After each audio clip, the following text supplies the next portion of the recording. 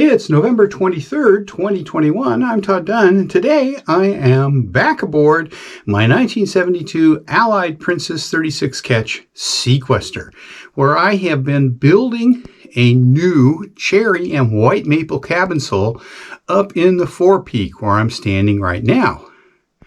So let's take a look at the sole as it stands right now, and I'll tell you what is on deck for today.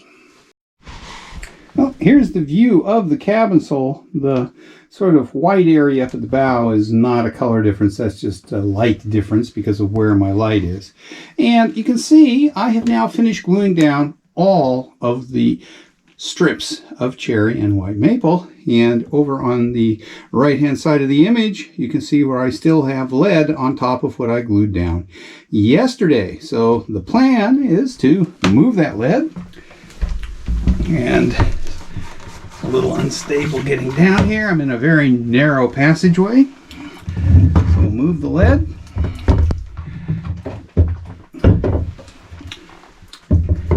I'll check. And that epoxy is set.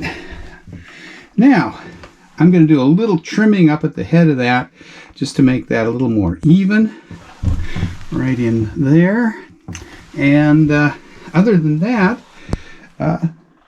the woodwork is finished. So what am I going to do today? Well, these planks are very slightly different thicknesses. I ripped 3/4 inch thick pieces of cherry and white maple to thickness, simply ripped them in half, and I may not have gotten the blade exactly in the center. So 1/2 is slightly less than 1/32 of an inch thicker than the other half. And that makes for some irregularity in the surface. So the plan is today to have at this surface with my random orbital sander and some very coarse sandpaper, 40 grit, to level out this surface and get it right down to a smooth surface. And it's going to take a little while. I expect to be here an hour or more. So time to get going and start sanding.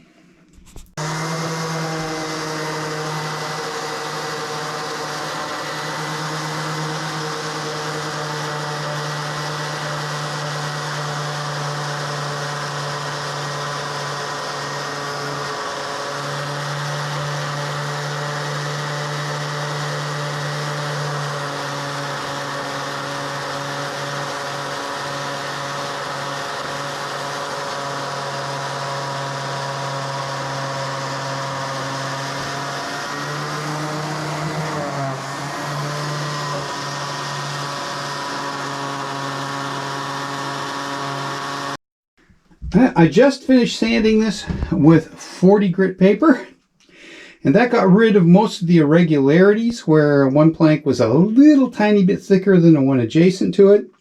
I've smoothed out all the boundaries, and it looks a lot more uniform than it did. So the next step is going to be sanding it out with 60 grit, and I'm going to work my way progressively down to 220 grit paper. And after I finish doing that, I'm going to go back and put on the first coat of varnish. One thing I should point out is this little triangle right here is, you probably can't see it very much in this view, but that's where the hull starts to slope up. I'm not going to put cabin sole on that. What I'm doing is filling that up to the level of the top of the wood with epoxy putty, and I'll sand that fair, and then we will paint it. It's just a little triangle. It's about 5 inches wide at the front end and about 18 inches long. Well, not even that, 16 inches long. And that will be painted, and I'll clean up the line between the fiberglass and the wood when I paint it. Okay, so much for stalling. Time to get back to sanding. This may not look different, but it sure feels different. I just finished 2 hours of sanding, and I just finished sanding this with 220 grit, so it's nice and smooth. So what I'm going to do now is put the first coat of varnish on. Okay, I'm using a spar urethane varnish to varnish this for two reasons. One, it's pretty cold in here. Now it is November in Maine, and we're starting to hit freezing temperatures. So I want my varnish to cure up fairly quickly. And the spar urethane is a fast dry varnish. It's also a clear varnish, so it shouldn't amber the wood much, which will make the contrast between the cherry and the white maple more noticeable. So what I'm going to do is put on the first coat of varnish. This will, of course, get sanded off, and show you what the cabin sole is going to look like when it's all finished. It won't be glossy after this first coat, but at least the contrast in the two woods will be much more apparent. So, time to open the varnish and get going. Okay, here goes. First coat of varnish. I thought I'd point the camera at this because this is going to be a dramatic change in the appearance of the wood. I'm just doing a quick wipe down. I'm not too concerned about dust on this first coat because, as I said, this will mostly get sanded off. So here goes. I'll try to stay out of the way, but it's going to be hard to do.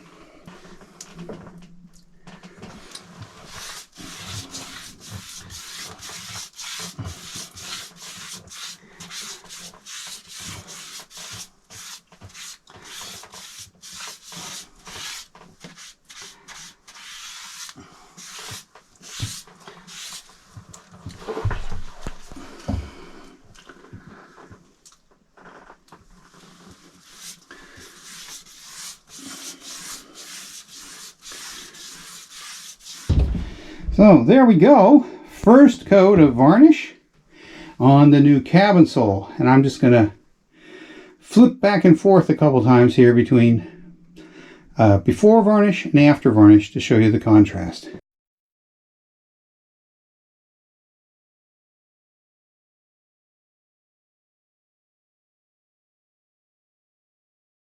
Now this varnish is just going to soak in completely, so it's not going to leave a glossy surface, but at least it will give me a slight color difference, which will help me for the next sanding. The other thing I still have left to do is there are some small gaps between a couple of the planks, and I have been saving cherry sanding dust, and I'm going to mix that up with epoxy when it gets a little warmer after I sand most of this off, and fill those gaps with cherry colored epoxy. Then sand it out again and move on to getting half a dozen coats of varnish on here this fall, if the weather permits. Anyway, I'm leaning in to where I have light over the freshly varnished cabin sole, which is why I'm kind of at an angle.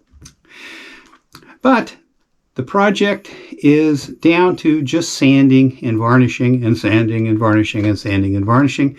It's going to be slowed down a little bit by slow varnish cures because of cold weather, but I will get at least 6 coats of varnish on here this fall so that the boat will be usable in the spring and won't smell like varnish, which is the main constraint that I have and why I'm doing this now rather than waiting till it warms up in the spring. So if you enjoyed this, please give me a thumbs up.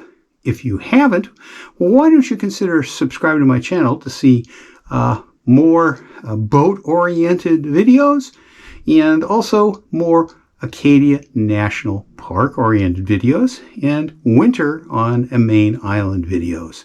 That's what you're going to be seeing for the next few months here on my channel.